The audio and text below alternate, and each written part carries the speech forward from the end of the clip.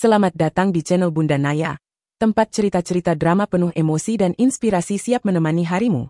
Dari konflik keluarga, kisah cinta, hingga perjuangan hidup yang menyentuh hati, semua ada di sini. Jangan lupa klik tombol subscribe dan aktifkan lonceng notifikasinya, biar kamu nggak ketinggalan cerita seru dari kami. Yuk, simak kisahnya sekarang.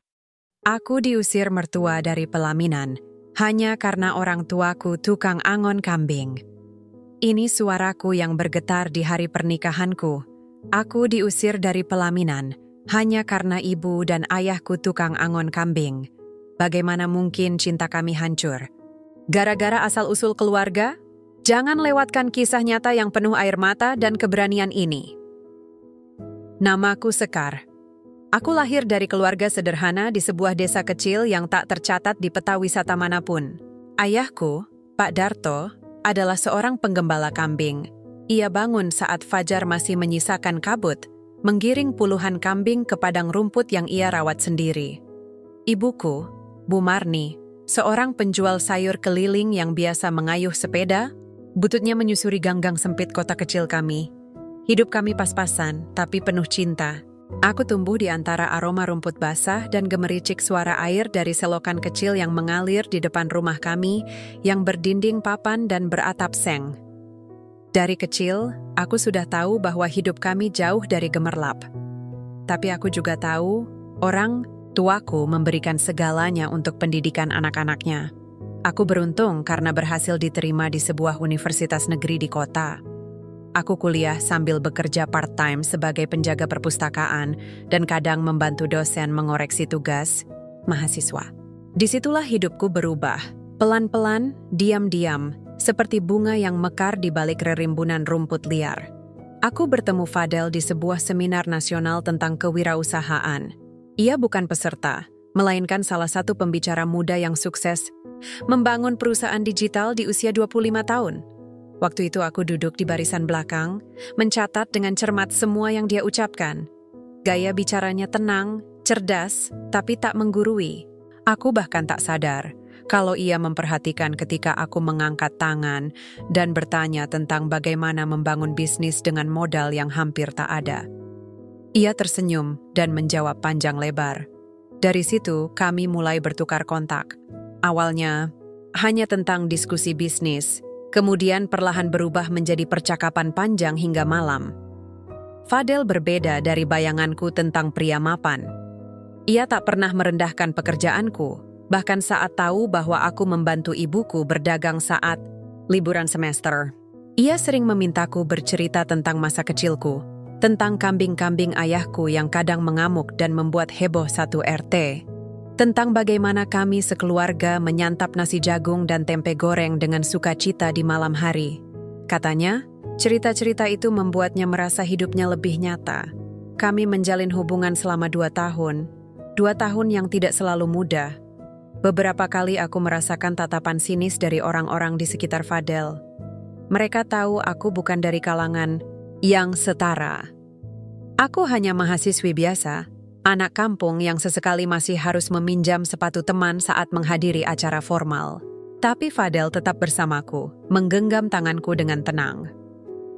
Pada suatu sore yang lembut, saat langit kota mewarnai cakrawala dengan semburat oranye keemasan, Fadel mengajakku berjalan ke taman favorit kami di pinggir danau kecil. Di sana, dikelilingi aroma bunga Kamboja dan suara anak-anak tertawa di kejauhan, ia berlutut. Tangannya gemetar, matanya tak lepas dari wajahku. Sekar, aku tahu hidup bersamaku tidak akan mudah untukmu. Tapi kalau kau bersedia, aku ingin menjalaninya bersamamu. Maukah kau menikah denganku? Hatiku berhenti berdetak sejenak.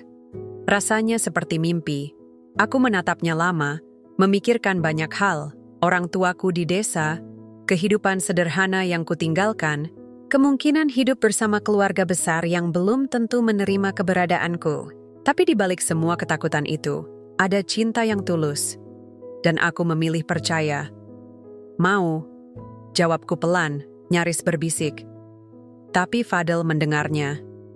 Ia memelukku, dan sore itu menjadi hari paling membahagiakan dalam hidupku. Aku merasa seperti gadis desa dalam cerita dongeng yang akhirnya dilamar oleh pangeran. Tapi aku bukan Cinderella, dan dunia ini tidak selalu ramah pada mereka yang datang dari lumpur. Aku tahu, kebahagiaan ini bisa jadi ujian. Tapi aku tidak ingin berpikir sejauh itu. Tidak saat itu. Tidak ketika langit begitu indah dan wajah Fadel dipenuhi harapan. Kami memutuskan untuk menggelar pernikahan sederhana, namun penuh makna. Fadel ingin acara yang elegan, tapi aku meminta agar keluarga besarku dari desa bisa datang dan merasa nyaman. Ia setuju, bahkan menawarkan untuk menyewa penginapan dan menjemput mereka dengan mobil dari kota. Aku tahu, di balik sikapnya yang modern, Fadel masih menyimpan kelembutan dan rasa hormat. Aku memberitahu orang tuaku tentang rencana itu dengan penuh sukacita. Ibu menangis di ujung telepon, ayah hanya terdiam lama, lalu akhirnya berkata, "Ayah akan cuci baju paling bagus yang ayah punya." Itu membuatku terharu. Dalam dunia kami, pakaian terbaik adalah yang paling bersih dan tidak berlubang. Bukan jas mahal, bukan gaun berendah. Aku tak pernah menduga bahwa semua kebahagiaan yang kurangkai itu akan diuji hanya beberapa minggu setelah lamaran itu. Tapi saat itu, aku hanya seorang perempuan yang mencintai dengan utuh.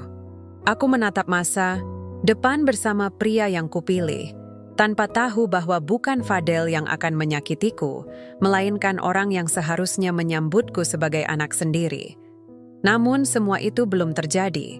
Untuk sementara, aku masih Sekar yang memandangi cincin sederhana di jari manisku dengan penuh cinta. Masih Sekar yang percaya bahwa cinta bisa mengatasi perbedaan, dan bahwa masa depan bisa dibangun dari ketulusan, bukan dari status. Sore itu, senja belum benar-benar pergi, dan aku masih berdiri di tengah cahaya terakhirnya, percaya bahwa ini adalah awal dari kisah indah yang akan kutulis bersama Fadel. Namun, seperti semua kisah yang tampak terlalu indah, rupanya kebahagiaan itu tak dibiarkan berlama-lama tinggal. 3 hari setelah lamaran resmi kami, tepat ketika aku tengah mengukur bahan kebaya di butik sederhana dekat kampus, Fadel mengirim pesan singkat yang membuat perutku mendadak mulas. "Besok Mama ingin bertemu di rumah, jam 4 sore. Aku menatap layar ponsel cukup lama, jantungku berdebar pelan. Sejak awal, Fadel memang tak banyak bicara tentang keluarganya, khususnya ibunya. Yang ku tahu, beliau adalah wanita berpengaruh di komunitas sosialita kota, pemilik galeri seni, pengurus yayasan, dan sering tampil di media lokal sebagai juri lomba kecantikan. Dari caranya berdandan, caranya berbicara yang kerap Fadel tirukan dengan geli, aku tahu ibunya bukan tipe yang mudah menerima orang baru, apalagi orang sepertiku. Aku mencoba tenang. Aku memilih blouse paling sopan yang kumiliki, menyisir rambutku dengan rapi, dan mematut diri di depan cermin sebelum berangkat ke rumah Fadel. Rumah itu berada di kawasan elit perbukitan. Jalan masuknya dijaga oleh satpam dengan seragam yang lebih rapi dari guru SMA di desaku. Aku sempat ragu saat turun dari taksi online yang membawaku ke sana, tapi aku menenangkan diri. Aku datang bukan untuk meminta apapun. Aku datang sebagai calon istri anaknya, bukan sebagai pengemis restu. Pintu rumah dibuka oleh seorang arti berseragam. "Ibu sudah menunggu di belakang," katanya datar. Aku mengikuti langkahnya menyusuri lorong panjang yang dindingnya dipenuhi lukisan mahal. Di ujungnya, di teras belakang yang menghadap Taman Jepang, duduk seorang wanita parubaya dengan gaun satin biru tua dan sebatang rokok elektrik di jemarinya yang penuh cincin. "Silakan duduk," ucapnya tanpa menoleh. Suaranya halus, tapi mengandung tekanan. Seperti suara seseorang yang sudah terlalu lama memerintah, bukan berbicara. Aku duduk perlahan, menahan gugup. "Selamat sore, Tante." Ia menoleh dan menatapku. Matanya tajam, menelanjangiku dari kepala hingga kaki. Rasanya seperti sedang diukur dan ditimbang, lalu divonis tidak memenuhi standar. "Kau Sekar?" tanyanya. Aku mengangguk. "Baik, mari kita bicara langsung saja. Aku sudah mendengar cukup banyak dari Fadel. Kau anak kampung, orang tuamu petani, temcembing gemban. Aku tak akan tanya bagaimana bisa kau menarik perhatian anakku. Barangkali dia sedang bosan. Tapi satu hal yang perlu kau tahu, keluarga kami bukan keluarga sembarangan. Kami punya nama, reputasi, dan kehormatan. Aku diam, lidahku kelu.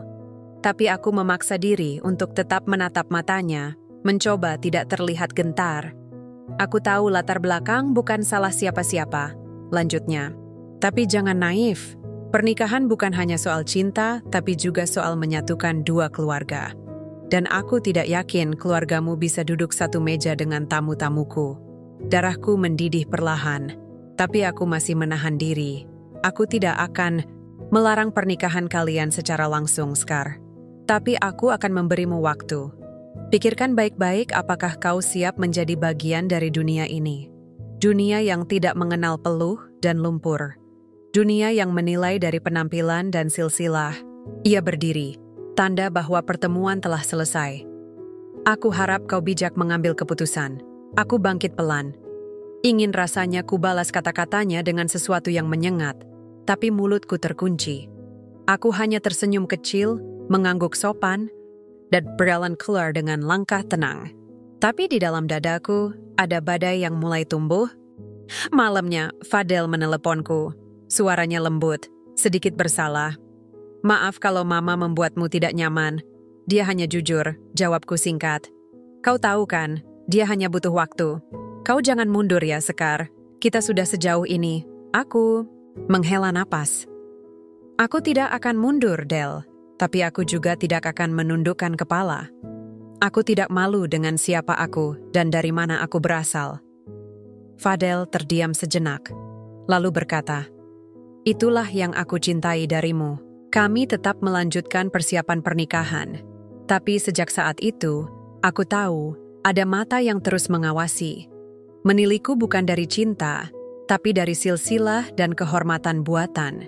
Dan entah mengapa, aku merasa ini bukan hanya soal perbedaan, tapi tentang ujian yang lebih besar dari yang pernah kubayangkan. Tapi aku tetap berjalan. Aku percaya, selama Fadel di sisiku, aku bisa menghadapi apapun. Aku tidak tahu bahwa hari paling menyakitkan dalam hidupku justru akan datang pada hari yang seharusnya menjadi hari terindah.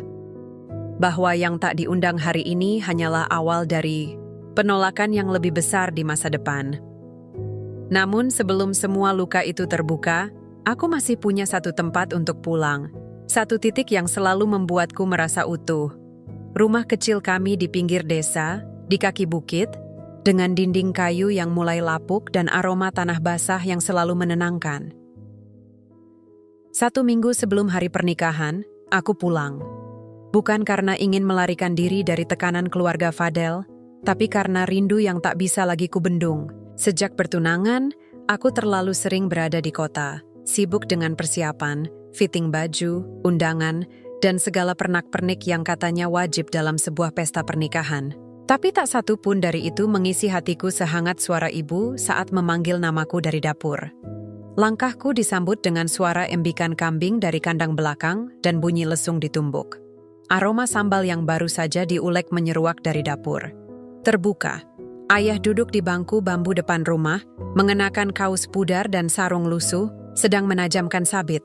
Ia menoleh saat mendengar langkahku.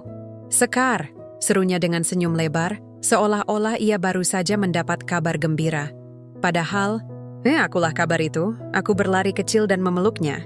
Ayah menepuk-nepuk pundakku pelan. Tangan kasarnya masih berbau rumput dan tanah, dan entah kenapa, aku merindukan bau itu lebih dari apapun. "Ibu di dapur," katanya pelan. Aku melepas pelukan itu dan melangkah ke belakang. Dapur kami sederhana, lantainya masih tanah, kompornya dari tungku kayu yang tiap pagi selalu mengepul. Ibu sedang memotong bumbu, tangannya cekatan seperti biasa, wajahnya basah oleh peluh tapi teduh seperti telaga. Saat aku berdiri di ambang pintu, ia menoleh dan matanya langsung berkaca-kaca. "Anakku, Bulang," ucapnya lirih. Aku memeluknya dari belakang, mencium bau minyak kelapa dan asap kayu yang membungkus tubuhnya. Ibu adalah rumah yang sesungguhnya. Tak peduli di mana aku berada, dalam pelukannya, aku selalu merasa aman. Kami makan malam bersama. Malam itu, ayah menggoreng tempe kesukaanku. Ibu membuat sayur asem dengan petai yang baru dipetik. Kami tertawa, saling bercerita, dan untuk sejenak aku lupa bahwa ada seseorang di kota sana yang mungkin berharap aku tidak pernah menjadi bagian dari keluarganya. Setelah makan, ibu memintaku duduk di serambi. Ia membawakan wedang jahe dan duduk di sampingku, menatap langit gelap bertabur bintang. "Sekar," katanya pelan, "kau yakin dengan pilihanmu?" Aku menoleh, mendapati wajah ibu yang bersinar oleh cahaya lampu minyak. Di balik wajah itu, ada kecemasan yang berusaha disembunyikannya. "Fadel pria baik, Bu. Dia memperjuangkanku," jawabku yakin. Ibu mengangguk pelan. "Ibu percaya. Tapi cinta itu bukan cuma antara kau dan dia. Kau juga menikah dengan keluarganya. Dan ibu tahu, kami ini orang desa. Tak bisa banyak memberi, tak bisa tampil seperti keluarga bangsawan." Aku menggenggam tangan ibu, menatapnya dalam-dalam. Aku tidak pernah malu jadi anak ibu dan ayah. Apapun yang mereka pikirkan, tak akan mengubah fakta bahwa semua yang kumiliki hari ini berasal dari peluh kalian. Aku tidak akan tunduk pada siapapun yang menghina itu. Ibu tersenyum, matanya berkaca-kaca. "Ibu hanya takut suatu hari nanti kau disakiti karena kami." Air mataku jatuh begitu saja. Mereka boleh mencibir, Bu, tapi yang tidak mereka tahu. Doa-doa yang keluar dari dapur kayu ini jauh lebih sakti daripada restu orang-orang berdasi. Kami berpelukan lama di bawah langit malam. Angin desa membawa aroma padi yang sebentar lagi menguning. Aku menutup mata, mendengarkan suara jangkrik, mencoba mengingat momen ini sebaik-baiknya. Karena dalam hidup, kadang yang paling hangat bukanlah pelukan suami, tapi pelukan seorang ibu yang tak pernah menuntut apapun darimu, selain menjadi anak yang baik. Keesokan harinya, sebelum aku kembali ke kota, ayah sempat memberikan sebuah kotak kecil padaku. Isinya adalah bros perak sederhana berbentuk bunga melati. "Ayah bikin sendiri," katanya malu-malu. "Nggak seberapa, tapi kalau kau pakai di hari pernikahan nanti, ayah senang." Aku mengangguk, menahan air mata. Bros itu bukan hanya perhiasan. Itu adalah simbol cinta dari seorang ayah yang tak pernah menyentuh kartu kredit, tapi selalu menyisihkan hasil jual kambingnya untukku. Saat mobil yang menjemputku bergerak menjauh dari halaman rumah, aku melambaikan tangan ke arah mereka. Ibu mengusap air mata, ayah tersenyum sambil berdiri tegak. Aku berjanji dalam hati, apapun yang terjadi nanti di pelaminan, aku tidak akan mengecewakan mereka.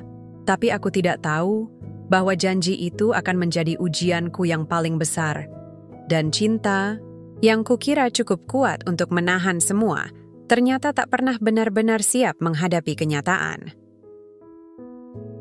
2 hari setelah aku kembali ke kota, aku dijadwalkan untuk melakukan final fitting gaun pengantin. Fadel menjemputku lebih pagi dari biasanya. Wajahnya terlihat sumringah. Ia bahkan membawakanku segelas kopi kesukaanku dari kedai langganan kami. "Aku ingin hari ini jadi hari yang menyenangkan untukmu," katanya sambil menyodorkan gelas kopi itu. "Kita tinggal selangkah lagi, Sekar." Aku tersenyum, berusaha menepikan kecemasan yang entah mengapa mulai menyelinap sejak aku kembali dari rumah. Barangkali itu efek dari pelukan ibu semalam yang terasa lebih erat dari biasanya. Atau mungkin juga karena diam-diam aku menangkap kecemasan dalam tatapan ayah saat aku pamit pulang ke kota. Kami sampai di butik sekitar pukul 10 pagi. Gaun pengantin itu tergantung di balik tirai putih yang dihiasi rendah. Gaun putih dengan detail bordiran tangan dan ekor panjang. Seperti mimpi kecilku yang dulu hanya bisa kubayangkan saat menonton film dari layar kecil di ruang tengah rumah kami. Perancang gaun itu adalah pilihan keluarga Fadel, wanita parubaya yang berpengalaman menangani pernikahan keluarga elit. Ia ramah tapi ada nada dingin dalam suaranya, terutama saat ia mengucapkan namaku dengan senyum tipis dan mata meneliti dari ujung rambut sampai ujung kaki. "Akhirnya datang juga calon pengantinnya," ucapnya sambil melirikku. "Kita akan pastikan semuanya terlihat pantas." Aku mencoba mengabaikan nada sinisnya. Aku datang untuk mengenakan gaun, bukan mencari pengakuan darinya. Tapi saat aku masuk ke ruang ganti dan membiarkan 2 asistennya membantuku mengenakan gaun itu, rasa tak nyaman itu mulai tumbuh seperti rumput liar di taman hati. Kancingnya agak susah. Pinggangnya sedikit lebih besar dari ukuran biasanya. Bisik salah satu asisten sambil mengerutkan alis. Aku hanya tersenyum, berusaha menahan komentar. Begitu tirai dibuka dan aku melangkah keluar, Fadel berdiri dan menatapku dengan mata yang tak berkedip. "Kau cantik sekali," katanya dengan suara pelan. Aku membalas senyumnya, tapi senyumku goyah saat melihat wanita itu, Ibu Fadel, masuk ke butik tanpa pemberitahuan. Ia mengenakan setelan mewah berwarna merah marun, kacamata hitam bertengger di atas kepala, dan aroma parfumnya menyebar seketika memenuhi ruangan. Pandangan matanya langsung menelusuri tubuhku dari kepala hingga kaki. Lalu ia melipat tangan di depan dada dan berdiri di samping perancang. Seharusnya warna gaunnya bukan putih polos seperti ini, terlalu sederhana. Bahan tulenya juga terlalu tipis. Kalau dari jauh, tampak seperti tirai murahan, katanya. Datar, seolah aku bukan manusia tapi manekin di etalase toko. Aku menelan ludah, mencoba menenangkan diriku. Tapi Fadel melangkah mendekatinya. "Ibu, gaun ini sudah jadi pilihan kami berdua," katanya tenang. Sekar menyukainya. Ibu Fadel mengangkat alis. "Kau memang mudah sekali memuaskan diri, Fadel. Tapi ini hari pernikahan. Apa kau yakin ingin memperkenalkan keluarga kita dengan pengantin yang tampak seperti asisten rumah tangga mengenakan baju mahal?" Seketika seluruh udara di ruangan itu terasa berat. Kata-katanya mengiris tajam, tak memberi ruang untuk sanggahan. Aku menatap wajah Fadel, berharap ia melakukan sesuatu, tapi ia hanya berdiri diam. Mungkin bingung, mungkin takut, mungkin tak tahu bagaimana melawan ibunya sendiri. Aku membuka suara dengan tenang. "Wan, saya tahu asal-usul saya tidak mewah. Tapi saya datang ke sini bukan untuk menyaingi siapapun. Saya hanya ingin menikah dengan orang yang saya cintai, dengan cara yang sederhana dan jujur." Ibu Fadel menatapku. Kali ini tak lagi dengan senyum. Sinis, tapi dengan sorot yang lebih tajam. "Itu masalahnya. Keluarga kami tidak hidup dengan kesederhanaan. Kami tidak mengenal kata cukup. Kami berinvestasi dalam reputasi. Dan sayangnya, reputasimu dan keluargamu tidak masuk dalam kategori layak." Aku berdiri tegak, tidak menjawab. Tak ada gunanya berdebat dengan orang yang melihat nilai manusia hanya dari jabatan dan saldo rekening. Tapi jauh di dalam dadaku, ada sesuatu yang patah. Bukan karena kata-katanya, tapi karena diamnya Fadel. Setelah fitting selesai, aku melepas gaun dengan tangan gemetar. Asisten butik mencoba bersikap sopan, tapi dari sorot matanya, aku tahu mereka telah menempatkanku dalam kotak yang sama dengan pandangan Ibu Fadel. Kotak penuh prasangka, label sosial, dan anggap bahwa orang desa tak punya tempat di pelaminan mewah. Di dalam mobil, perjalanan pulang terasa sunyi. Fadel beberapa kali mencoba berbicara, tapi aku hanya menatap keluar jendela. "Sekar?" akhirnya ia berkata pelan. "Aku minta maaf soal tadi. Ibu memang keras kepala." Aku menoleh perlahan. "Bukan keras kepala, Del, tapi menghina." Ia menggenggam tanganku. "Aku tetap akan menikahimu, apapun kata mereka." Aku menarik napas panjang. "Kalau begitu, bantu aku berdiri tegak. Jangan biarkan aku bertarung sendirian." Fadel menatapku, matanya sayu. "Aku akan coba." Dan untuk pertama kalinya sejak kami bertunangan, aku meragukan keyakinannya. Karena dalam dunia seperti ini, kadang cinta saja tidak cukup. Diperlukan keberanian untuk melindungi dan harga diri untuk berkata, cukup. Seminggu menjelang hari pernikahan, kesibukan semakin padat. Tim wedding organizer sibuk menyiapkan dekorasi, menyusun rundown acara, dan memastikan semua vendor bekerja sesuai tenggat. Tapi satu hal yang membuatku merasa asing dalam persiapanku sendiri adalah daftar undangan. Aku baru tahu kalau daftar tamu tidak hanya dibuat tanpa persetujuanku, tapi juga tak memuat satupun nama dari kampung halamanku, kecuali orang tuaku. Ini tamu dari pihak laki-laki. Jumlahnya 300 orang, kata Lia, kepala tim WO, sambil menunjuk berkas tebal yang ia letakkan di atas meja kaca. "Lalu yang dari pihak saya?" tanyaku pelan. Ia terdiam sejenak, lalu berkata dengan suara lebih pelan. Pihak Ibu Fadel sudah menyaring dan katanya, hanya diperbolehkan maksimal 20 orang dari pihak mempelai perempuan. Darahku seolah berhenti mengalir. 20? Di kampungku, jumlah orang yang ingin hadir mungkin 100 lebih. Semua tetangga, teman sekolah, guru-guru yang dulu membimbingku, bahkan ibu-ibu pasar yang biasa beli sayur ke ibuku, semuanya ingin menyaksikan hari bahagiaku. Apa alasannya? Tanyaku pelan, mencoba menjaga suara tetap stabil. Lihat tampak tak enak hati. Maaf Mbak Skar, tapi katanya supaya lebih seimbang. Dan juga agar tidak terlihat kontras dengan tamu dari pihak keluarga besar Fadel. Aku mengangguk pelan, walau dalam hati ingin menjerit. Aku tahu, sejak awal memang tidak ada yang mudah. Tapi tak kusangka, bahkan hak untuk berbagi kebahagiaan dengan orang-orang yang kucintai pun harus dikompromikan dengan standar estetika mereka. Malamnya, aku menelepon ibu.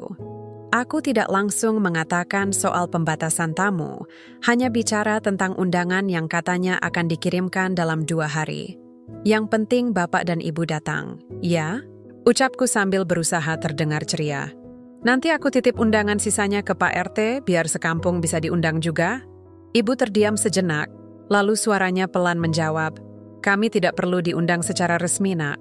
Tapi kalau memang boleh, tetangga-tetangga juga ingin ikut hadir. Mereka sudah ikut menanam pohon pisang buat masakan syukuran kecil di rumah. Mataku terasa panas. Mereka menyiapkan syukuran sendiri di rumah kecil itu, dengan dapur sempit dan halaman tanah yang biasa dipakai menjemur pakaian.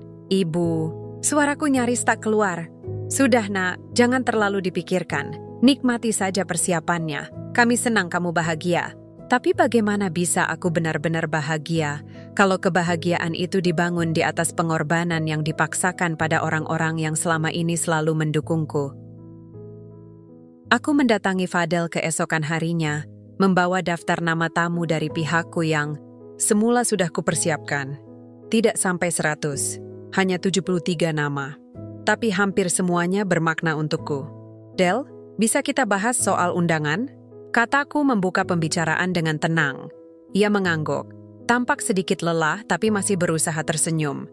Pihak WO bilang kita dibatasi 20 orang untuk dari keluargaku. Itu tidak adil, Del. Sekar. Ia menghela napas panjang. Ibu ingin tamunya tertata dan rapi. Bukan berarti dia tidak menghargai keluargamu, tapi dia hanya ingin semuanya terlihat setara. Setara menurut siapa? Aku menatapnya tajam. Setara di mata orang kaya, yang makan di atas piring porselen, duduk di kursi berlapis kain, satin, lalu mencibir orang yang datang dengan sandal jepit? Fadel mengusap wajahnya. Kau tahu ini bukan keinginanku. Tapi kau membiarkannya, jawabku cepat. Suasana hening sejenak. Lalu ia berkata, aku akan coba bicara lagi, tapi jangan marah dulu Sekar. Jangan sampai kita ribut karena hal sepele. Ini bukan hal sepele, Fadel. Ini soal siapa yang berhak ada di hari pernikahan kita. Aku tidak akan memilih gaun paling mahal atau perhiasan yang mencolok. Tapi aku ingin orang-orang yang mencintaiku ada di sana, yang membantuku berdiri ketika aku nyaris jatuh. Wajahnya menegang, tapi tak ada bantahan. Hanya diam panjang yang membuatku semakin gusar. Aku bangkit berdiri. Kalau kau tak bisa memperjuangkanku di hal sekecil ini, bagaimana nanti saat badai yang lebih besar datang? Aku keluar dari apartemennya dengan hati tercekat. Ini bukan kali pertama aku merasa sendirian. Tapi hari itu, untuk pertama kalinya, aku bertanya dalam hati, apakah aku benar-benar memilih orang yang tepat? Dalam perjalanan pulang, aku melihat undangan pernikahan yang sudah jadi, dicetak dengan tinta emas dan hiasan embos. Di atasnya tertulis nama kami berdua, lengkap dengan gelar dan titel keluarga Fadel. Tak ada satu pun kata yang menyebutkan siapa aku. Hanya putri dari bapak dan ibu yang berdomisili di daerah X. Seolah latar belakang keluargaku adalah aib yang harus ditutup rapat-rapat. Aku menatap nama-nama besar itu, lalu membayangkan ayah yang tiap pagi menggiring kambing ke lapangan, rumput, dan ibu yang tertawa saat menawar tomat busuk dari pedagang grosir di pasar. Mereka mungkin tidak punya titel, tapi mereka memberiku kehidupan, memberiku cinta, dan harga diri. Aku mulai menyusun undangan versiku sendiri. Bukan undangan digital yang mewah, tapi cetakan sederhana di atas kertas daur ulang. Aku akan kirimkan satu-satu, biar mereka tahu bahwa bagi anaknya, kehadiran mereka lebih berarti dari apapun. Dan jika itu harus kulakukan sendiri, tanpa persetujuan dari keluarga Fadel, aku akan tetap melakukannya. Sebab pernikahan ini tak akan lengkap tanpa orang-orang yang mencintai kami tanpa syarat. Dan itulah yang terus aku tanamkan dalam diriku saat pesta pertunangan kami akhirnya digelar. Acara yang sejak awal hanya ingin kujadikan sebagai pertemuan hangat antar dua keluarga, justru berubah menjadi ajang pamer kemewahan dari pihak Fadel. Aku tiba di venue dengan kebaya pastel yang dipilihkan ibu, sederhana tapi cantik. Sementara, Fadel mengenakan beskap abu muda dengan hiasan bros emas di dada. Kami terlihat cocok, setidaknya secara penampilan. Tapi di dalam hatiku, aku merasa seperti sedang memainkan peran dalam panggung yang bukan milikku. Dekorasi ruangan begitu mewah. Balon berwarna senada menggantung dari langit-langit. Meja-meja bulat dilapisi taplak satin. Prasmanan menghidangkan makanan dari catering bintang 5. Semuanya serba wah. Tapi justru itulah yang membuatku merasa asing. Sekar, senyumlah. Semua tamu memperhatikanmu, bisik Fadel saat kami berdiri menerima ucapan selamat dari para undangan. Aku tersenyum. Senyum tipis yang tidak benar-benar sampai ke mataku. Dari kejauhan, kulihat kedua orang tuaku datang. Mereka mengenakan pakaian terbaik yang mereka miliki. Ibu memakai kebaya biru tua warisan nenek, dan ayah mengenakan batik yang kubelikan saat pertama kali mendapat honor dari menulis artikel untuk majalah kampus. Mereka tampak gugup. Mungkin karena sejak tiba tak ada satupun dari pihak Fadel yang menyambut. Bahkan, Ibu Fadel hanya melirik mereka sekilas lalu kembali berbincang dengan tamu pentingnya. Satu-satunya yang menyapa mereka adalah aku. Ayah, ibu, kataku menunduk, mencium tangan mereka, tak peduli banyak mata memandang. Terima kasih sudah datang. Mereka tersenyum, tapi aku tahu ada kesedihan yang berusaha disembunyikan di balik senyum itu. Maaf, Sekar. Ibu sempat ragu tadi, takut tak diterima, ujar ibu pelan. Tapi bapak bilang, ini hari bahagiamu, kami harus ada. Aku menggenggam, tangan mereka lebih erat. Kalian selalu diterima, dimanapun aku berada. Kami bertiga berbincang di sudut ruangan. Tak ada banyak orang yang mendekat. Mereka tampak sibuk mencari koneksi dan menyapa para pejabat yang hadir. Aku mulai merasa pesta ini bukan tentang kami, tapi tentang citra keluarga Fadel. Tak lama, kemudian Ibu Fadel mendekat. Bibirnya tersenyum, tapi matanya tidak. Saya minta maaf, Bu Sekar, katanya sambil menoleh pada ibuku. Tapi sebaiknya Ibu dan Bapak Sekar duduk di bagian luar ruangan. Di sini tempat untuk tamu VIP dan keluarga besar. Aku sontak berdiri. Ibu, mereka juga keluarga besar saya. Wanita itu tertawa kecil. Tapi Sekar, tolong mengerti ya. Ada banyak tamu penting. Dari kolega ayah Fadel, juga pejabat daerah. Mereka biasa dengan standar tertentu. Kami hanya ingin menjaga suasana tetap profesional. Profesional? Ini pesta pertunangan. Bukan seminar bisnis. Ibuku tampak salah tingkah. Tapi sebelum ia sempat mundur, aku berdiri lebih tegak. Mereka tetap di sini. Kalau tidak bisa menerima mereka sebagai keluarga saya, maka anggap saja saya juga tidak pantas berdiri di sini. Wajah Ibu Fadel menegang. Tapi sebelum ia menjawab, Fadel buru-buru memotong. Ibu, Ayah Sekar dan Ibu Sekar tetap di sini. Tolong jangan buat kegaduhan di hari pertunangan kami. Aku menatap Fadel. Untuk pertama kalinya, dia bicara tegas pada ibunya. Tapi entah kenapa, aku tidak merasa lega. Karena kulihat tatapan tajam yang dikirim Ibu Fadel padaku begitu Fadel membelakanginya. Tatapan yang penuh amarah dan ancaman diam-diam. Acara pun kembali berjalan. Aku dan Fadel diminta naik ke panggung mini untuk sesi foto. Flash kamera berkedip-kedip. Kami berdiri berdekatan, tersenyum di hadapan lensa, seolah tak terjadi apa-apa. Tapi dalam diriku, ada yang mulai retak. Setelah sesi foto, aku kembali ke meja. Namun kali ini, aku sendirian. Kedua orang tuaku sudah tak terlihat.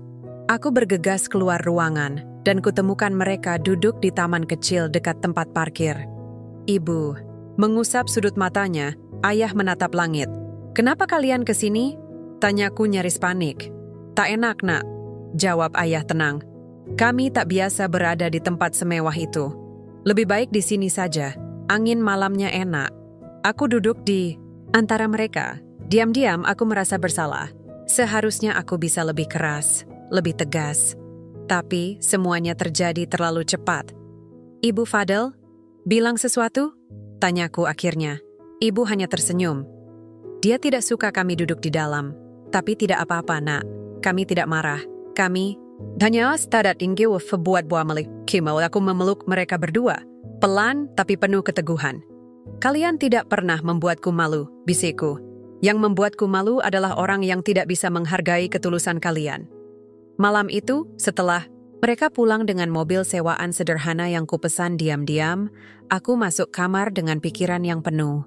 Pertunangan seharusnya tentang menyatukan dua keluarga. Tapi mengapa rasanya seperti aku sedang memaksakan potongan puzzle yang tidak pas? Aku mencintai Fadel. Tapi apakah cinta cukup untuk menjembatani dunia kami yang begitu berbeda? Malam itu, aku menangis. Bukan karena takut menikah, tapi karena aku mulai sadar, aku akan menikah bukan hanya dengan Fadel, tapi dengan seluruh cara pandang yang dibawa keluarganya. Dan aku belum tahu apakah aku siap untuk itu. Pagi harinya, aku bangun. Dengan kepala berat, mata masih sembab. Tapi suara ayam berkokok dari gang belakang membangunkanku lebih cepat dari alarm. Hari ini hari Minggu, hari libur bagi kebanyakan orang, tapi tidak bagi ibu. Di hari seperti ini, justru pasar sedang ramai-ramainya. Sayur dan buah-buahan harus disiapkan sejak subuh. Dan meski sudah bertahun-tahun tinggal di Jakarta, suara pasar selalu membawaku pulang ke akar hidup yang sesungguhnya. Aku memutuskan untuk ikut ibu berjualan pagi ini. Entah kenapa, ada dorongan kuat dalam diriku untuk kembali ke tempat di mana semuanya terasa nyata. Aku ingin menjejak tanah, mencium aroma keringat kerja keras, dan mendengar suara-suara jujur yang tak dibungkus topeng basa-basi. Kami berdua naik motor tua milik ayah. Aku duduk di belakang sambil memeluk keranjang penuh, sawi tomat dan bumbu dapur. Udara pagi terasa dingin, tapi menyegarkan. Di sepanjang jalan, ibu terus bercerita tentang harga cabai yang melonjak, pelanggan langganan yang sedang sakit, dan pedagang baru yang katanya suka mengambil tempat jualan orang lain diam-diam. Aku tersenyum. Ini dunia yang tidak pernah berubah. Dunia yang sering aku tinggalkan demi mengejar mimpi, tapi selalu aku rindu di sela kesibukan. Sesampainya di pasar, kami langsung menuju los kecil yang sudah jadi milik ibu sejak bertahun-tahun lalu. Letaknya di sudut, dekat gerobak bubur ayam dan tukang jamu.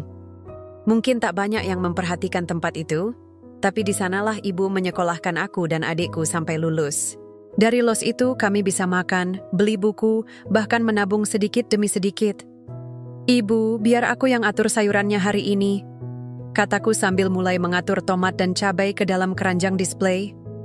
Ibu mengangguk pelan, lalu duduk di bangku. "Andai let mabel temitababnya. Sekar, kamu nggak malu ke pasar? Ini beda jauh dengan pesta kemarin." Aku menatapnya dalam-dalam.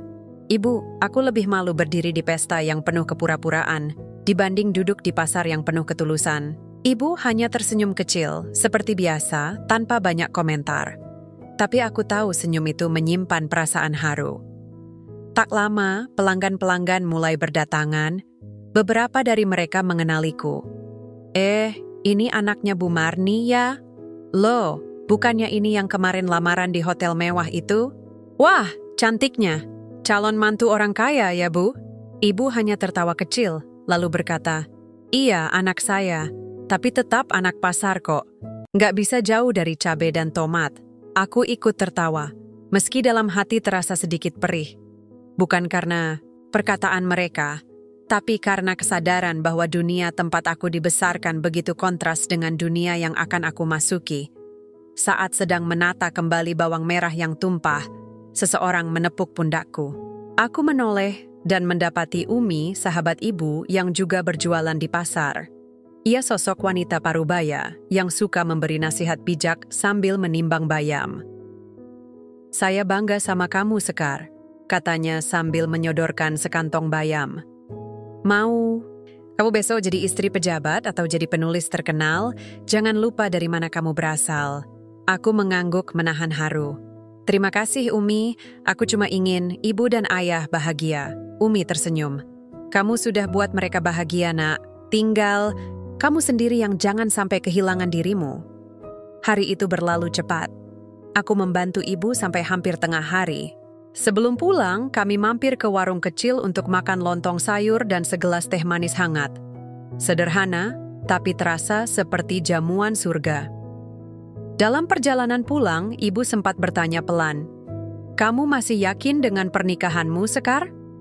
Aku diam sejenak sebelum menjawab. Aku yakin pada Fadel, tapi aku belum yakin pada tempatku di keluarganya. Ibu tidak menanggapi. Ia hanya menepuk tanganku perlahan. Tindakan kecil itu lebih menenangkan daripada 1000 kata. Sore harinya, aku kembali ke kontrakan. Fadel sudah menungguku. Dia duduk di ruang tamu dengan wajah serius, memegang amplop berwarna krem. "Aku mau bicara, Sekar," katanya. Aku duduk di hadapannya. "Tentang apa?" "Undangan pernikahan," ujarnya, menyerahkan amplop itu. "Kita harus segera mencetaknya minggu ini kalau mau sesuai jadwal." Aku membuka amplop itu. Di dalamnya ada desain undangan elegan, warna gading dengan aksen emas. Namaku tercetak di sebelah kiri, berhadapan dengan namanya. Tapi ada satu hal yang membuat napasku tercekat. Nama orang tuaku ditulis dengan gelar yang disesuaikan agar terlihat pantas. Ayah disebut sebagai pengusaha ternak, dan ibu sebagai pengusaha sayuran organik. Semua demi kesan layak. Siapa yang mengubah ini? Tanyaku pelan. Fadel menatapku, sedikit gugup. "Ibuku." Dia pikir itu akan terdengar lebih terhormat. "Aku tahu ini sensitif, tapi coba kamu pikirkan dari sisi keluarga kami juga. Mereka punya citra yang harus dijaga." Aku menatapnya lama. "Jadi nama orang tuaku harus dikorbankan untuk citra itu?" Fadel menghela napas. "Aku cuman ingin semuanya berjalan lancar, Sekar. Aku juga bingung harus bagaimana. Tolong mengertilah." Aku berdiri. Amplop itu kutaruh kembali di atas meja. "Fadel, kalau kamu bingung antara aku dan keluargamu, maka aku juga bingung harus menaruh diriku di mana dalam hidupmu." Aku masuk kamar, membiarkan Fadel duduk sendirian di luar. Di balik pintu, aku berlutut. Tangisku pecah. Hari-hari berikutnya terasa seperti ujian terberat dalam hidupku. Suasana di antara aku dan Fadel berubah dingin, penuh ketidakpastian. Kami masih berkomunikasi, tapi kata-kata kami terasa seperti bara yang membakar hati, tidak pernah menyembuhkan. Di sisi lain, keluargaku mulai merasakan tekanan dari lingkungan sekitar, yang tak pernah sepenuhnya menerima kami. Malam itu, aku duduk di teras kontrakan sambil memandang langit gelap. Lampu jalan berkelap-kelip samar. Angin berhembus pelan membawa aroma hujan yang belum turun. Hatiku penuh kegelisahan, tapi aku tahu aku harus kuat. Pernikahan kami tinggal beberapa minggu lagi, tapi aku belum pernah merasa lebih jauh dari harapan. Keesokan, harinya teleponku berdering. Nomor yang tak dikenal. Aku mengangkat dengan ragu. "Halo, ini Sekar?" Suara wanita parubaya terdengar di seberang. "Iya, saya Sekar. Ada yang bisa saya bantu?" "Saya Melati, teman Ibu Fadel. Maaf mengganggu, tapi saya ingin bicara soal persiapan pernikahan kalian." Aku menghela napas. "Silakan." Melati melanjutkan dengan nada halus tapi tegas. "Saya dengar ada beberapa perbedaan yang cukup rumit antara keluarga kalian dan keluarga Fadel. Ibu Fadel khawatir hal ini bisa mengganggu suasana besar nanti." Aku mengangguk. walau tahu Melati tak bisa melihat. Ibu saya sudah tahu posisi keluarga kami tidak sempurna, tapi saya berharap itu bukan alasan untuk menolak saya. Memang bukan begitu, Sekar. Tapi kamu harus mengerti, keluarga Fadel punya citra yang harus dijaga. Mereka takut jika ada hal-hal yang dianggap tidak pantas di acara tersebut. Aku mengusap wajah. Saya tidak mau menipu siapapun. Kalau dia harus pura-pura jadi orang lain agar diterima, itu bukan aku. Sayang sekali, kata Melati, tapi kamu harus siap dengan segala kemungkinan. Aku menutup telepon dan menatap kosong ke depan. Hari demi hari, isu tentang status keluargaku makin terdengar sampai ke telinga tetangga dan teman-teman Fadel. Gosip mulai bermunculan, menambah berat beban yang kupikul. Suatu sore, aku mendapat undangan dari Ibu Fadel untuk datang ke rumahnya. Dengan hati yang berat, aku pergi bersama ibu dan ayah. Kami tahu ini bisa jadi momen penting, atau justru ujian terakhir kami. Sesampainya di rumah besar itu, aura kemewahan langsung terasa. Lampu kristal berkilauan, lantai marmer putih bersih, dan lukisan-lukisan mahal menghiasi dinding. Aku melangkah dengan ragu, merasakan tatapan dingin dari pelayan dan beberapa tamu yang sudah hadir. Ibu mertua berdiri di tengah ruangan dengan senyum dingin yang tak mampu menyembunyikan rasa tidak suka. "Sekar, terima kasih sudah datang," katanya dengan suara formal. Aku membalas dengan sopan. "Terima kasih sudah mengundang, Bu." Pembicaraan pun dimulai tentang detail acara, jumlah tamu, dan tata cara pernikahan. Namun, seiring waktu, pembicaraan mulai mengarah ke topik yang lebih berat. "Sekar, kami ingin kamu dan keluargamu menjaga penampilan di hari besar nanti. Kami ingin tamu tidak merasa risih dengan kehadiran yang tidak sesuai dengan standar," ujar ibu mertua tanpa basa-basi. Aku menelan ludah. "Kami akan berusaha, Bu, tapi saya harap Bapak dan Ibu mengerti, kami bukan orang lain." Ibu mertua mengangkat alis, lalu berkata dengan nada tajam, "Standar itu penting, Sekar, apalagi untuk menjaga nama baik keluarga kami." Ucapan itu seperti pisau yang menusuk dada. Namun aku tetap tenang. "Saya paham, Bu, tapi saya juga ingin Fadel." Ada spesial sebenarnya tanpa topeng. Mereka diam sejenak. Suasana tegang mengisi ruangan megah itu. Aku tahu ini bukan sekadar pertemuan biasa, tapi medan pertempuran antara cinta dan harga diri. Keluar dari rumah itu, aku menggenggam tangan ibu dan ayah erat-erat. Aku tak ingin melangkah ke pelaminan dengan hati yang berat dan penuh rahasia. Ayah menatapku penuh kasih. "Anakku, ingatlah, yang membuatmu berharga bukan gelar atau harta, tapi hati dan keberanianmu." Aku menatap langit sore yang mulai gelap, berjanji pada diri sendiri untuk tetap teguh. Tak peduli apa kata dunia, aku harus mempertahankan keluarga dan cinta yang sejati. Hari-hari setelah pertemuan itu terasa semakin berat. Setiap panggilan, telepon dari pihak keluarga Fadel selalu membuat dadaku sesak. Aku tahu mereka menunggu satu kesalahan kecil dariku agar bisa menolak pernikahan ini. Tapi aku tidak akan memberi mereka alasan itu. Pagi itu, aku terbangun dengan tekad baru. Aku duduk di meja makan, menatap wajah kedua orang tuaku yang sederhana tapi penuh cinta. "Ayah, Bu," kataku dengan suara pelan tapi pasti, "aku ingin kita bicarakan ini dengan jujur. Kalau pernikahan ini memang harus ada pengorbanan, aku tidak mau pengorbanan itu membuat kita kehilangan diri." Ayah tersenyum hangat, tangannya meremas tanganku dengan lembut. "Sekar, yang terpenting kamu bahagia dan tetap jadi diri sendiri. Kita akan hadapi ini bersama." Aku merasa sedikit tenang, tapi tahu ujian belum selesai. Di hari yang sama, aku dan Fadel bertemu untuk membicarakan hal yang selama ini mengganjal. "Aku tahu keluargaku terlalu menuntut," ucap Fadel pelan. "Tapi aku juga bingung bagaimana menjembatani perbedaan ini." Aku menatap matanya. "Kalau kamu benar-benar mencintaiku, maka buktikan dengan berdiri di sampingku tanpa syarat." Fadel terdiam, wajahnya sulit dibaca. Tapi aku yakin ada niat baik di balik keraguannya. Hari-hari selanjutnya aku berusaha lebih dekat dengan keluarga Fadel, berusaha menunjukkan siapa aku sebenarnya tanpa harus pura-pura. Aku mengunjungi Ibu Fadel dengan membawa makanan sederhana hasil masakan ibu. Awalnya ia menatapku dingin, tapi ketika mencicipi masakan kami, senyum tipis muncul di sudut bibirnya. "Ternyata kamu juga punya hati yang baik, Sekar," katanya, pelan. Tapi tidak semua hal berjalan mulus. Saat aku dan Fadel sedang berlatih berjalan bersama untuk acara pernikahan, seorang teman lama Fadel datang dan memberikan bisikan yang membuat suasana semakin pelik. "Aku dengar keluargamu tidak setuju dengan hubungan kalian. Kamu harus hati-hati, Fadel.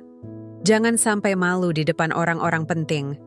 Bisikan itu menusuk hatiku, tapi aku memilih tersenyum. Aku tidak mau konflik itu menghancurkan harapanku. Hari pernikahan semakin dekat. Aku mempersiapkan diri bukan hanya secara fisik tapi juga mental. Aku tahu, apapun yang terjadi, aku harus berdiri teguh, mempertahankan harga diri dan cinta sejati. Dan aku sadar, pernikahan ini bukan sekadar tentang dua insan yang bersatu, tapi tentang bagaimana kita menghadapi dunia yang penuh prasangka dan ego. Pagi itu, udara terasa berat. Suasana di rumahku sunyi, seolah semua menunggu sebuah badai yang akan datang. Aku duduk di ruang tamu, memandangi jam dinding yang berdetak pelan. Waktu seolah berjalan terlalu cepat, tapi di dalam hatiku, semuanya terasa lambat dan penuh kecemasan. Orang tuaku sibuk mempersiapkan diri. Namun aku bisa merasakan ada kegelisahan yang tersembunyi di balik senyum mereka. Ayahku, dengan tangan kasar dan kuatnya, merapikan jas yang sudah kusiapkan, sementara ibuku mengatur kain kerudung di lemariku. Mereka tidak banyak bicara, tapi aku tahu mereka juga takut akan apa yang akan terjadi nanti. Panggilan telepon dari Fadel semalam masih terngiang di telingaku. Suaranya terdengar tegas, tapi ada beban yang jelas di dalamnya. "Sekar, aku akan coba bicara dengan ibu lagi. Aku ingin agar dia bisa menerima kita apa adanya," katanya. Aku menggenggam telepon erat-erat, berharap kata-katanya bukan hanya janji kosong. Aku tahu dia berusaha, tapi pertempuran ini lebih besar dari yang kami kira. Hari itu, keluarga Fadel datang ke rumah kami untuk membicarakan detail terakhir pernikahan. Suasana menjadi kaku, penuh ketegangan yang sulit diabaikan. Ibu mertua datang, dengan riasan wajah yang dingin, memakai gaun mewah yang membuatnya tampak angkuh. Aku menunduk sopan saat dia masuk, mencoba mengendalikan emosi yang mulai naik. "Sekar," katanya dengan suara dingin, "aku harap kamu mengerti, ini bukan hanya tentang kamu dan Fadel, ini tentang nama baik keluarga." Aku menatapnya langsung, suaraku mencoba tetap tenang. "Saya mengerti, Bu, tapi saya juga ingin Ibu mengerti, keluarga saya bukan aib. Mereka adalah akar dari siapa saya." Dia mengangkat alis. "Kamu harus bisa menyesuaikan diri." Kalimat itu seperti duri yang menusuk hatiku. Namun aku menahan air mata, mencoba berdiri tegak di hadapan orang yang selama ini menjadi penghalang kebahagiaanku. Pembicaraan berlanjut dengan berbagai tuntutan dan aturan yang ingin mereka terapkan dalam acara pernikahan. Mereka ingin mengatur bahkan pakaian orang tuaku agar tidak terlalu sederhana, menghindari kerumunan yang tidak pantas hadir, hingga membatasi jumlah tamu dari pihak kami. Aku tahu ini bukan hanya soal pesta, tapi tentang harga diri dan kelas sosial yang mereka anggap menentukan segalanya. Ayah dan ibu hanya diam, wajah mereka muram tapi penuh keteguhan. Aku melihat tekad dalam mata mereka yang sederhana, dan itu membuatku bangga sekaligus sedih. Hari-hari semakin dekat ke tanggal besar itu, dan tekanan semakin besar. Setiap kali aku bertemu dengan Fadel, kami berbicara tentang masa depan. Tapi, bayang-bayang pertentangan keluarga selalu menghantui. Suatu malam, saat aku duduk sendiri di kamarku, pintu terbuka perlahan dan ayah masuk membawa segelas teh hangat. Dia duduk di sebelahku, menggenggam tanganku erat. "Sekar," katanya lembut, "ingatlah, harga diri dan kehormatan itu lebih penting dari segalanya. Jangan pernah biarkan siapapun merendahkanmu atau keluargamu." Aku menatapnya dalam-dalam. Aku berjanji, "Ayah, aku tidak akan menyerah." Di tengah semua kekacauan dan ketegangan, aku berusaha menjaga agar hatiku tetap utuh. Aku tahu, Esok hari aku harus berdiri di pelaminan, bukan hanya sebagai pengantin, tapi sebagai wanita yang siap melawan segala prasangka demi cinta dan keluarganya. Ketika malam tiba, aku termenung di jendela, memandang bintang yang berkelip lembut. Aku berdoa agar semua berjalan dengan baik, dan bahwa cinta sejati akan menang atas segala perbedaan dan kebencian. Namun, dalam hatiku, aku tahu bahwa perjalanan ini baru saja dimulai. Badai yang lebih besar mungkin sedang menanti di depan. Pagi itu tiba dengan suasana yang begitu tegang, namun penuh harapan. Cahaya matahari masuk melalui jendela kamar tidurku, memantulkan kilauan putih dari gaun pengantin yang tergantung rapi. Aku berdiri di depan cermin, melihat bayangan diriku yang tampak rapuh namun penuh tekad. Getaran di dada tidak hilang, tapi aku berusaha menenangkannya. Ini adalah hari yang kuimpikan sekaligus hari yang akan menguji segala kekuatan dalam diriku. Ibu masuk dengan langkah pelan, wajahnya berseri, meski ada bekas lelah yang dalam. "Sekar, kamu cantik sekali," katanya sambil menyeka air mata yang diam-diam mengalir di pipinya. Aku meraih tangannya dan merasakan kehangatan cinta yang tulus dari ibu. Ayah duduk di sudut ruangan, mengenakan pakaian terbaiknya, meski tetap sederhana. Ia tersenyum lembut saat aku mendekat dan mengusap rambutku. "Ingat nak, kami selalu ada di belakangmu," ucapnya dengan suara yang penuh semangat. Pukul demi pukul berlalu, tamu mulai berdatangan. Suasana di luar rumah mulai ramai. Aku mengenakan mahkota kecil di kepalaku, lambang harapan dan kebahagiaan yang ingin aku raih. Namun di balik semua itu, aku tahu bahwa tantangan terbesar belum benar-benar dimulai. Ketika kami tiba di tempat resepsi, pelaminan yang megah sudah menanti. Hiasan bunga berwarna putih dan merah merekah indah, melambangkan cinta dan keberanian. Fadel menungguku di atas pelaminan, senyumnya hangat meski ada bayang keraguan di matanya. Kami bertukar pandang, sebuah janji tak terucap terpatri di sana. Kami akan melewati semuanya bersama. Tapi kebahagiaan itu tidak berlangsung lama. Saat orang tuaku datang berjalan dengan langkah sederhana mereka, suasana berubah drastis. Bisikan-bisikan mulai terdengar, tatapan sinis menyebar di antara tamu undangan. Aku melihat ibu mertua berdiri, wajahnya membeku dengan ekspresi yang sulit dideskripsikan, kecewa, marah, dan penuh rasa malu. Tanpa aba-aba, dia melangkah maju dan memanggil tim wedding planner. "Hentikan acaranya, ini tidak bisa dilanjutkan." Suaranya menggema di seluruh ruangan. Semua mata tertuju padaku dan kedua orang tuaku. Aku berdiri membeku, jantung berdetak keras, tapi aku tidak akan mundur. Ibu mertua melanjutkan dengan nada tajam. "Keluarga kalian tidak pantas hadir di sini. Kami bukan menikah dengan keluarga tukang angon kambing dan penjual sayur." Aku mengangkat kepala dan menatapnya dalam-dalam. "Ayahku memang tukang angon kambing. Ibuku memang penjual sayur. Tapi dari keringat mereka aku belajar arti kerja, keras dan cinta sejati. Kalau itu aib bagimu, maka aku rela tidak jadi menantumu." Suasana hening seketika. Beberapa tamu mulai berbisik, ada yang tertegun, ada yang tampak tidak percaya. Fadel berdiri, mencoba menenangkan situasi. "Ibu, jangan seperti ini. Sekar adalah wanita yang saya cintai dan hormati." Namun ibu mertua mengabaikannya dan tetap pada pendiriannya. Aku bisa merasakan air mata mulai menggenang, tapi aku tidak mau menangis. Aku menggenggam tangan kedua orang tuaku, merasakan kekuatan dari mereka yang selalu menjadi sandaranku. Hari itu, bukan aku yang jatuh, tapi harga diri sang mertua yang terpuruk di depan semua orang. Setelah kejadian itu, aku berjalan keluar dari pelaminan dengan kepala tegak, meski hati penuh luka.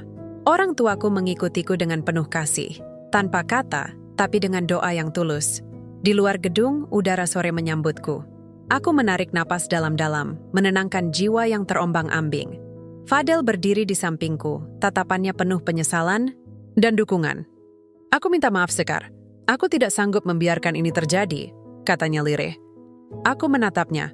"Ini bukan tentang kamu, Fadel. Ini tentang aku dan keluargaku. Kalau kamu benar mencintaiku, Maka berdirilah bersamaku, apapun yang terjadi.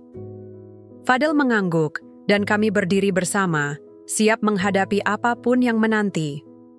Malam itu, aku menangis di pelukan kedua orang tuaku, bukan karena putus asa, tapi karena aku tahu perjuangan ini baru saja dimulai. Suasana malam itu terasa sunyi, berbeda dari gemerlap pesta yang tadi siang.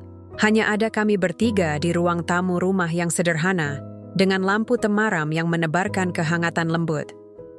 Aku memandangi wajah ayah dan ibu yang tampak letih tapi penuh cinta.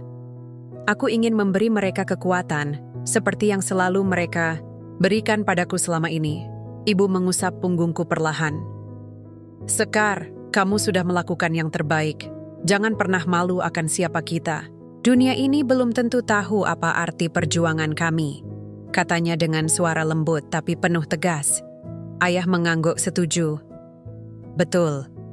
Mereka hanya melihat kulit luar, tapi mereka tidak tahu dari mana asalmu. Kita bangga dengan apa yang kita punya.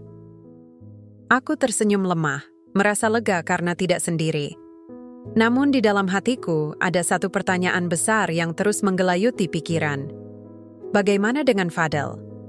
Apakah dia akan memilihku atau menyerah pada tekanan keluarganya? Hari-hari setelah kejadian di pelaminan menjadi masa-masa yang penuh ketidakpastian, Fadel menghindar dari kontak, sibuk dengan pekerjaannya, sementara aku merasa sepi dan terluka. Kami hanya berkomunikasi lewat pesan singkat yang terasa kaku dan dingin. Suatu sore, ketika aku sedang membantu ibu di pasar, ponselku bergetar. Pesan dari Fadel muncul di layar. Bisakah kita bertemu? Aku perlu bicara. Hatiku berdebar, setengah berharap dan setengah takut. Kami bertemu di sebuah kafe kecil yang tenang. Wajah Fadel terlihat serius. Matanya menyiratkan konflik batin yang dalam. Sekar, aku minta maaf atas semua yang terjadi. Aku tidak bisa mengubah apa yang keluarga katakan, tapi aku tidak ingin kehilangan kamu. Aku menatapnya dengan harapan yang rapuh. Fadel, aku juga tidak mau menyerah. Tapi aku butuh kamu berdiri bersama aku, bukan membiarkan aku melawan sendirian. Dia mengangguk pelan. Aku berjanji akan berusaha, tapi kamu harus siap menghadapi semuanya. Tidak akan mudah.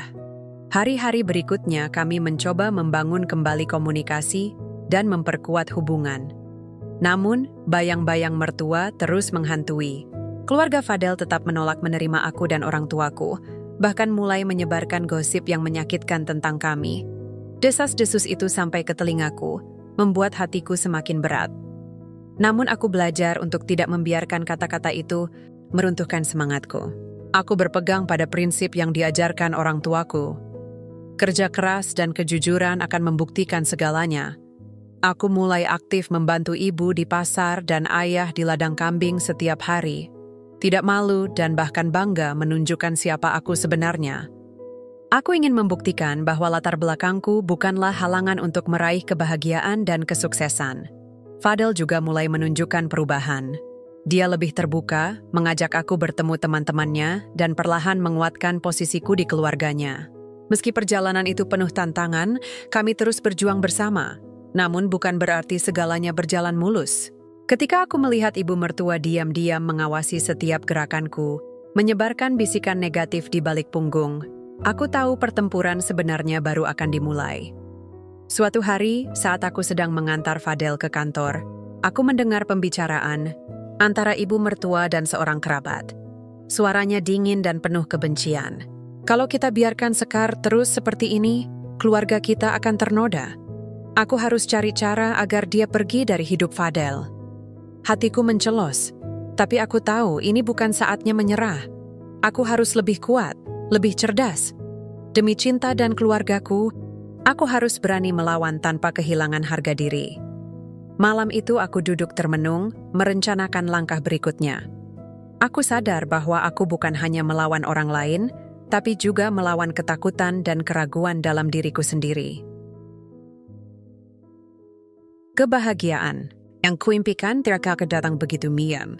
Aku harus berjuang dan membuktikan bahwa aku layak untuk cinta Fadel dan kebanggaan orang tuaku. Dan aku yakin, selama aku berdiri tegak dengan cinta dan keberanian, tidak ada yang bisa menghentikanku. Hari-hari yang berlalu semakin menantang. Aku dan Fadel berusaha menata ulang hubungan kami, tapi bayang-bayang penolakan dari keluarganya selalu membayangi. Suasana hangat yang dulu pernah kami rasakan, kini seringkali berubah menjadi dingin dan penuh ketegangan. Namun, aku menolak untuk menyerah. Aku tahu, cinta kami harus lebih kuat daripada segala prasangka dan rintangan. Pagi itu, aku bangun dengan tekad baru. Aku harus membuktikan bahwa aku lebih dari sekadar anak peternak dan penjual sayur yang dianggap hina oleh mertua. Aku harus membuktikan pada dunia, terutama pada keluarga Fadel, bahwa aku layak mendapatkan cinta dan kebahagiaan ini. Aku memutuskan untuk pergi ke kota, mengikuti kursus memasak dan manajemen bisnis kecil-kecilan. Ibu mendukung penuh keputusan. Ini meski dengan berat hati, karena aku harus meninggalkan rumah dan membantu ayah menjaga kambing-kambing mereka.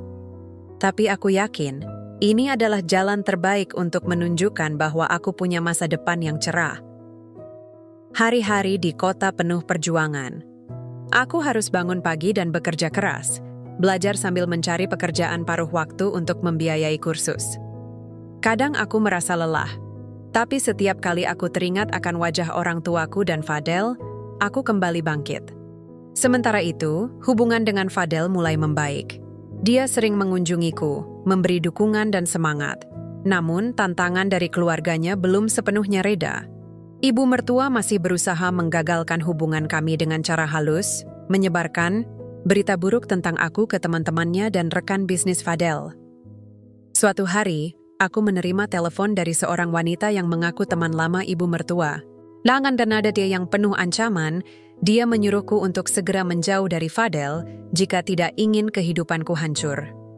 Aku tahu ini hanya bagian dari permainan mereka untuk membuatku mundur, tapi aku tidak akan kalah. Aku berdiri tegak, siap menghadapi segala ancaman demi cinta dan harga diriku. Di tengah perjuangan ini, aku juga belajar banyak tentang diriku sendiri. Aku mulai percaya bahwa latar belakang bukanlah penghalang untuk meraih impian. Aku merasa bangga menjadi anak peternak dan penjual sayur, karena dari situ aku belajar kerja keras, kejujuran, dan cinta tanpa syarat. Fadel juga semakin yakin akan cintanya padaku. Suatu malam, dia mengajakku makan malam sederhana di rumahku. Dia berkata dengan tulus, "Sekar, aku mencintaimu bukan karena siapa orang tuamu, tapi karena siapa kamu sebenarnya." Kata-kata itu menguatkanku, membuat aku yakin bahwa cinta kami bisa mengalahkan segala rintangan. Namun, perjuangan kami belum selesai. Aku tahu, ada ujian yang lebih besar menanti di depan. Aku harus tetap kuat, menjaga kehormatan keluarga, dan berjuang demi masa depan yang kami impikan bersama. Malam itu, aku berdoa dengan penuh harap. Aku sustor agar Tuhan memberi kekuatan dan jalan bagi kami untuk melewati badai ini. Aku yakin, dengan cinta dan keberanian, aku bisa menaklukkan segala rintangan yang menghadang. Ini bukan sekadar cerita tentang cinta, tapi juga tentang keberanian. Untuk berdiri tegak menghadapi dunia yang seringkali tidak adil, aku siap menghadapi apapun yang datang, demi cinta, keluarga, dan harga diriku sendiri. Hari-hari terus bergulir dengan tantangan yang tak kunjung usai. Aku menyadari bahwa perjuangan melawan prasangka bukan hanya soal membuktikan diri, tapi juga menjaga keteguhan hati. Di balik semua kesulitan, aku mulai menemukan kekuatan yang tak pernah kubayangkan sebelumnya. Setiap langkah kecil yang kuambil adalah bagian dari perjalanan panjang yang harus kutempuh demi masa depan yang aku dan Fadel impikan. Di tengah kesibukan mengikuti kursus dan bekerja paruh waktu, aku tetap berusaha menjaga hubungan dengan Fadel. Kami mencoba menghabiskan waktu bersama, meskipun seringkali harus berhadapan dengan tatapan sinis atau bisik-bisik yang menyakitkan dari orang-orang di sekitar. Tapi, semakin sering kami bersama, aku merasakan ikatan kami makin kuat, seolah tak ada yang bisa memisahkan kami. Suatu sore, Fadel mengajakku ke sebuah kafe kecil yang tenang. Wajahnya serius saat dia berkata, "Sekar, Aku tahu ini berat buat kamu. Aku juga merasakan tekanan dari keluargaku. Tapi aku ingin kita tetap bersama. Aku berjanji akan memperjuangkan kita sampai keluarga aku bisa menerima kamu. Aku menatap matanya yang penuh ketulusan dan berkata, Fadel, aku juga ingin itu. Tapi aku takut, jika mereka terus menolak, kita malah terluka lebih dalam. Dia menggenggam tanganku erat. Kita akan hadapi itu bersama, Sekar. Aku tak mau kehilangan kamu.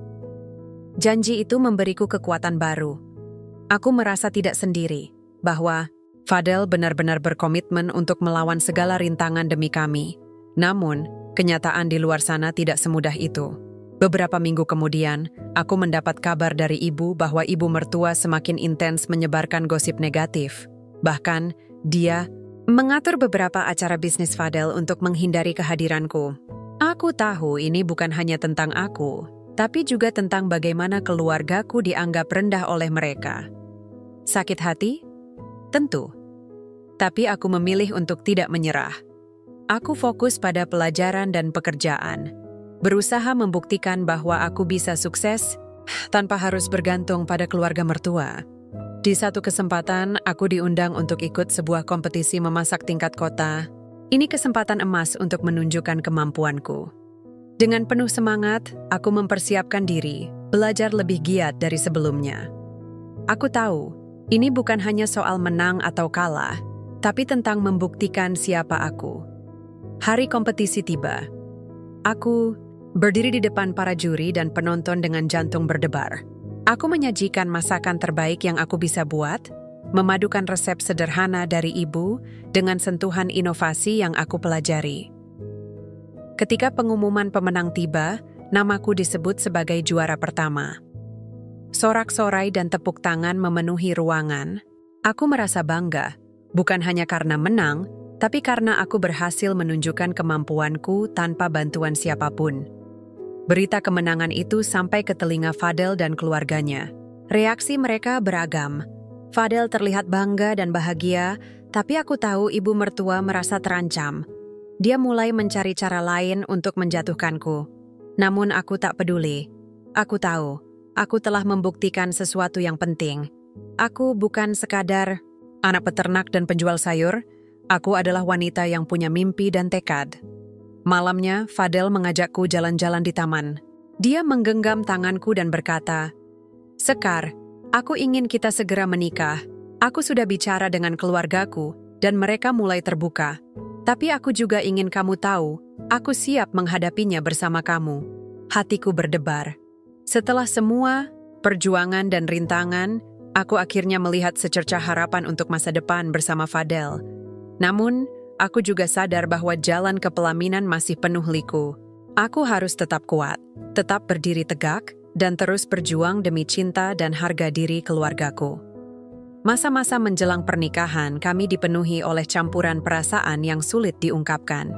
Di satu sisi, aku merasa bahagia dan penuh harapan, karena Fadel benar-benar berusaha memperjuangkan kami. Namun di sisi lain, bayang-bayang penolakan dari ibu mertua dan keluarganya masih membayang. Seperti awan gelap yang siap menurunkan badai kapan saja. Suatu sore, aku duduk bersama ibu di dapur kecil rumah kami. Suasana hening, hanya suara gemericik air dari kran dan aroma sayur segar yang mengisi ruangan. Ibu memandangku dengan mata yang penuh kasih, lalu berkata, Nak, jangan pernah ragu dengan dirimu sendiri. Apapun yang terjadi, keluarga ini selalu mendukungmu. Aku mengangguk pelan, menahan perasaan yang campur aduk. Ibu, aku takut. Takut jika semuanya tidak berjalan seperti yang aku harapkan. Ibu menggenggam tanganku erat. Takut itu wajar, Sekar. Tapi ingat, keberanian itu bukan berarti tanpa rasa takut, tapi melangkah walau takut. Kata-kata ibu menguatkanku. Aku tahu, aku harus siap menghadapi apapun. Hari pernikahan semakin dekat. Fadel dan aku sibuk mengatur segala sesuatunya dengan bantuan teman-teman yang tulus mendukung kami. Namun, di balik persiapan yang sibuk itu, ketegangan di antara keluarga Fadel semakin terasa. Kabar bahwa aku akan menikah dengan anak mereka menjadi pembicaraan yang menusuk hati. Satu malam, aku mendapat pesan singkat dari seorang kerabat dekat Fadel yang memberitahukan bahwa ibu mertua sedang merencanakan sesuatu yang bisa menghancurkan kami. Aku merasa cemas tapi berusaha tetap tenang. Pagi harinya aku berusaha fokus pada hal-hal positif. Aku mengunjungi rumah orang tuaku, menghabiskan waktu bersama mereka yang selalu menjadi sumber kekuatanku. Ayah sedang memberi makan kambing-kambing di halaman. Wajahnya teduh dan penuh kebijaksanaan. Aku mendekat, memeluknya erat. Ayah, aku akan berusaha sebaik mungkin. Ayah tersenyum dan berkata, "Nak, jangan biarkan kata-kata orang meruntuhkan semangatmu. Keluarga kita sederhana, tapi penuh cinta dan kerja keras. Itu yang paling penting." Hari pernikahan pun tiba. Aku berdandan dengan pakaian pengantin yang sederhana tapi indah. Hatiku berdebar tak menentu, penuh harap dan kecemasan sekaligus. Fadel datang menjemputku dengan senyum hangat, membuat aku merasa seolah semua rintangan bisa kami lewati bersama. Namun, saat kami sampai di lokasi resepsi, suasana berubah drastis. Ibu mertua dengan wajah dingin dan mata penuh kebencian berdiri di depan ratusan tamu undangan. Dengan suara lantang dan penuh amarah dia berkata, "Acara ini harus dihentikan sekarang juga. Aku tidak mengizinkan anakku menikah dengan keluarga peternak dan penjual sayur." Seluruh ruangan terdiam, semua mata tertuju padaku. Jantungku berdegup kencang. Aku berdiri di atas pelaminan dengan tubuh gemetar. Tapi aku tahu aku harus kuat. Aku menggenggam tangan kedua orang tuaku yang hadir di sana. Suara mereka sederhana tapi penuh makna, memberi aku kekuatan yang luar biasa. Aku menatap ibu mertua dengan tegas dan berkata lantang, "Ayahku tak duduk di kantor ber-AC, tapi dari peluhnya aku bisa sekolah. Ibuku tak tahu memakai lipstik, tapi dari tangannya aku bisa makan dan hidup. Kalau itu aib bagimu, maka aku rela tidak jadi menantumu." Kata-kataku menggema di seluruh ruangan, membuat semua orang terdiam terpana. Fadel berdiri di sampingku, matanya penuh dengan dukungan dan cinta. Hari itu bukan aku yang jatuh, tapi harga diri keluarga yang menganggap rendah kami yang hancur. Meski hatiku terluka, aku bangga bisa berdiri tegak dan membela keluarga. Aku sadar, cinta sejati bukan hanya soal kebahagiaan semu, tapi juga keberanian untuk menghadapi kenyataan. Malam itu, setelah semua kehebohan reda, Fadel memegang tanganku erat dan berkata, "Sekar, aku mencintaimu apa adanya. Kita akan lalui semuanya bersama." Aku tersenyum, yakin bahwa perjalanan kami masih panjang, penuh ujian dan harapan baru. Malam itu, setelah kegaduhan di pelaminan mereda, aku dan Fadel duduk berdua di ruang kecil yang disediakan untuk kami. Suasana berbeda jauh dari kemeriahan yang sebelumnya. Kini hanya ada keheningan dan sesekali suara lirih langkah orang yang masih berkeliling.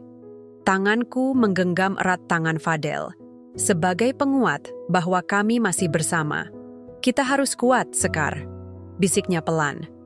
"Aku tahu ini sulit, tapi aku janji, aku tidak akan menyerah padamu atau keluargamu." Aku menatap wajahnya yang penuh ketulusan. Dalam hatiku, aku ingin percaya sepenuhnya. Tapi bayang-bayang ibu mertua masih membayang, menimbulkan keraguan kecil yang susah diusir. Aku tahu ini baru permulaan dari pertarungan yang lebih besar. Beberapa hari setelah kejadian itu, suasana di rumah Fadel berubah drastis. Ibu mertua tampak semakin dingin, bahkan membatasi kontak kami. Fadel beberapa kali mendapat teguran keras dari orang tuanya yang menuntut agar ia segera menceraikanku. Aku mendengar kabar ini dari seorang teman dekat Fadel yang mencoba memberikan dukungan rahasia. Aku tahu aku harus lebih berhati-hati, tapi aku tidak mau mundur. Aku dan Fadel pun mulai merencanakan bagaimana caranya untuk tetap bersatu tanpa harus terjerat oleh tekanan keluarga. Kami sepakat untuk tinggal sementara di apartemen kecil yang disewa Fadel, jauh dari hiruk-pikuk keluarga besar. Di apartemen itu, kami mencoba membangun kehidupan baru. Meskipun sederhana, tempat itu menjadi saksi betapa kuatnya cinta kami saat diuji. Setiap pagi, aku sibuk dengan pekerjaan sebagai guru les privat, sementara Fadel terus berusaha mencari cara agar keluarganya bisa menerima aku apa adanya. Suatu sore, saat aku sedang memasak, Fadel pulang dengan wajah letih. Ia duduk di sofa, menarik napas panjang lalu berkata, "Sekar, aku sudah bicara dengan ayah dan ibu. Mereka belum mau menerima kamu, tapi aku tak akan menyerah." Aku mendekat, menggenggam tangannya. "Aku percaya kamu, Fadel, tapi kita harus bersabar dan terus berusaha." Hari-hari berlalu dengan penuh tantangan. Aku mulai merasakan tekanan bukan hanya dari mertua, tapi juga dari lingkungan sekitar yang sering berbisik-bisik tentang kami. Aku mencoba untuk tetap fokus pada tujuan, membangun keluarga bahagia bersama Fadel. Namun, di balik semua itu, aku juga mulai merasakan perubahan pada diriku. Aku menjadi lebih kuat, lebih mandiri, dan lebih tegas.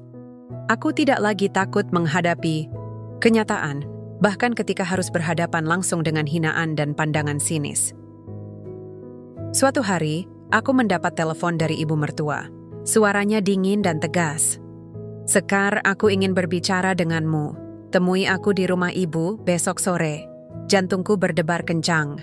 Apakah ini tanda baik atau justru jebakan? Keesokan harinya, aku datang tepat waktu. Ibu mertua menyambutku dengan wajah tanpa ekspresi. Kami duduk berhadapan di ruang tamu yang megah tapi terasa dingin. Dia mulai berbicara dengan nada yang tidak terduga. "Sekar, aku ingin jujur padamu. Aku sebenarnya tidak mudah menerima kamu, bukan karena kamu orang miskin, tapi karena aku khawatir masa depan anakku." Aku terdiam, mencoba memahami maksudnya. Fadel adalah anakku satu-satunya. Aku ingin dia hidup nyaman, tanpa beban. Aku takut jika kamu dan keluargamu tidak bisa memberikan itu. Aku menghela napas, mencoba menenangkan diri. "Bu, aku tidak datang untuk merusak hidup Fadel. Aku ingin membangun masa depan bersama dia, dengan kerja keras dan cinta. Keluarga kami mungkin sederhana, tapi kami punya harga diri dan tekad yang kuat." Ibu mertua memandangku lama. Ada sesuatu yang berubah di matanya, seperti sedikit keraguan yang mulai melembutkan hati yang keras itu. "Sekar, aku ingin lihat kamu buktikan itu. Jika kamu bisa membuat Fadel bahagia dan membuktikan dirimu, aku akan mencoba menerima kamu." Mendengar itu, aku merasa seperti mendapat sinar harapan di tengah kegelapan. Meskipun jalan masih panjang, aku siap untuk melangkah lebih jauh. Hari-hari berikutnya aku dan Fadel semakin dekat, semakin kuat. Kami berjanji untuk saling mendukung, dan aku bertekad menunjukkan pada ibu mertua dan dunia bahwa cinta kami layak diperjuangkan. Tapi aku tahu, perjuangan sebenarnya belum selesai. Masih ada banyak rintangan yang harus kami lalui bersama. Waktu berlalu dengan lambat namun pasti.